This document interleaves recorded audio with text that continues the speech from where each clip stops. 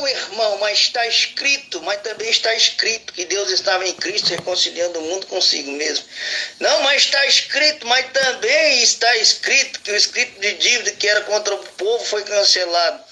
Não, mas está escrito, mas também está escrito que eis aí o Cordeiro de Deus que tira o pecado do mundo.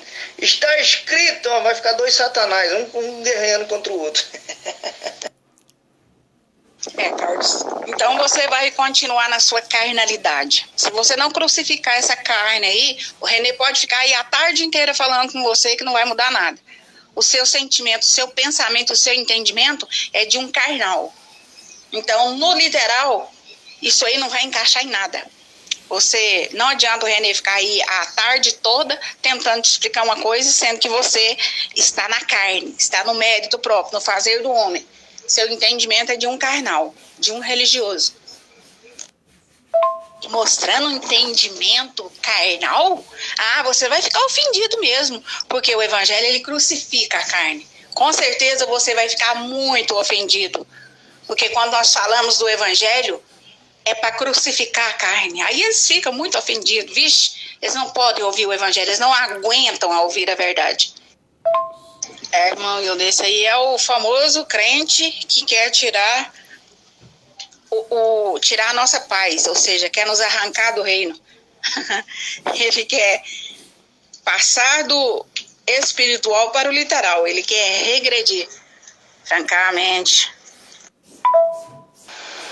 Aí, o que acontece quando a gente prega a mensagem de Satanás para um evangélico? O que ele faz? Imediatamente ele tenta expulsar Satanás. A gente prega a mensagem de Satanás para um legalista e o legalista expulsa o Satanás, tenta expulsar o Satanás. Não é assim que acontece?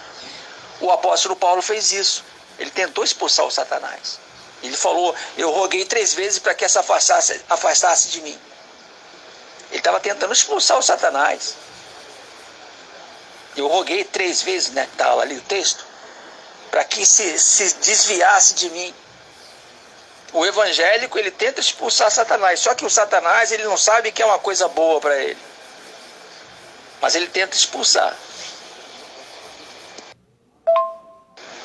O apóstolo Paulo ali, quando ele recebeu a graça, ele falou, é como Jesus falou, vai de retro, Satanás.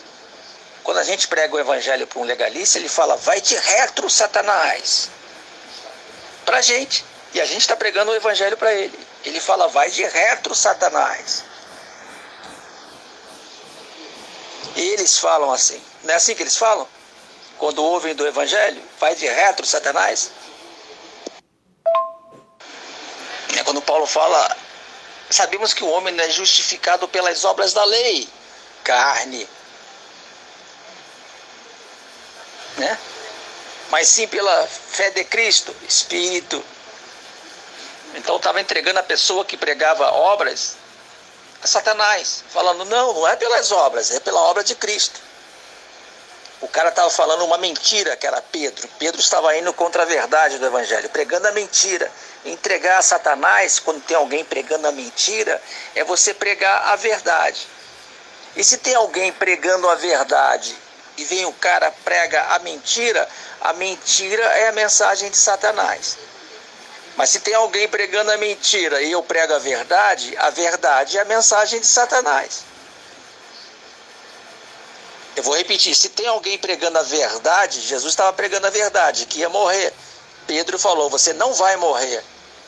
Então Pedro se opôs à verdade. Então Pedro era a mensagem de Satanás, estava pregando Satanás. Paulo aí em Gálatas 2,16 estava pregando o evangelho para Pedro. Então Paulo estava trazendo a mensagem de Satanás. Em Coríntios, Paulo mandou entregar Satanás. Pregue o evangelho para ele. Romanos, eu oro para que eles sejam salvos. Era Paulo pregando a mensagem opositora do que estava sendo falado ali em Romanos 10. E a mesma coisa de Gálatas. Paulo estava trazendo a mensagem de Satanás para os Gálatas que tinham caído da graça. Isso aí deixa os caras escandalizados, né? Mas é uma verdade incontestável.